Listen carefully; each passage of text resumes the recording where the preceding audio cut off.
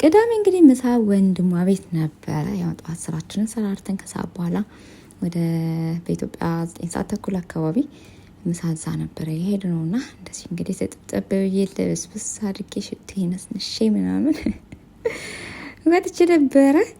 የምር በቃ ደስ ይላል። አንዳንዴ እንደዚህ ቅፋ ብላችሁ ምናምን ወጥት ስትሉ እና አየር መንፈሳችሁ ራሱ ይታደሳል ማለት ነው።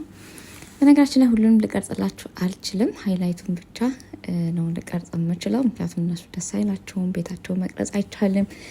እነሱ የሚገቡብኛል ብላችሁ ተሳቀቃላችሁ ምናምና ሁሉ ነገር መቅረጽ አትችሉ። ብቻ አልፎ አልፎ ያሉትን ቀንጨብ አድርጌ ስለብስ ሲሄድና እዛ ስበላ ያለውን ብቻ ነው ላሳያችሁ የምችለው። በነገራችን ላይ ከካሜራ ጀርባ በጣም ብዙ ስራ ነው የምንሰራው ማለት ነው። የበሉበት ማነሳሳት ምናምን፣ ማጣጠቡ፣ መኑ፣ ጥሪያቸው፣ በጣም ብዙ ስራዎች ይኖራሉ።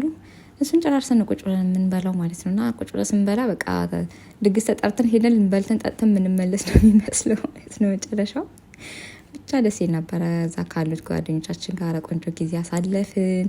ከሰውን ጋር ስትገናኙ ደስ ይላል። ስቀን ተጫውተን ተንጫጭተን ተለያየ ማለት ነው። እኛ ሴትዮችን ጥሩ ስለሆነች ትንሽ ታስቆየናች፣ ከነሱ ጋር ቆየት እንድንል ትፈቅዳለች እና ደስ የሚል ጊዜ አሳልፈን ነው እንግዲህ ምንለያይ። እዚህ ጋር በነገራችን ላይ እኔ የሰራሁት ጣፋጭ ነው እየበላሁ ያለሁት። አንድ ቀን ቪዲዮ እንለቅላችኋለሁ። በጣም ነው የሚጣፍጠው ነገራችን ላይ በጣም ማለት ነው። ወዳችኋለሁ። ባይ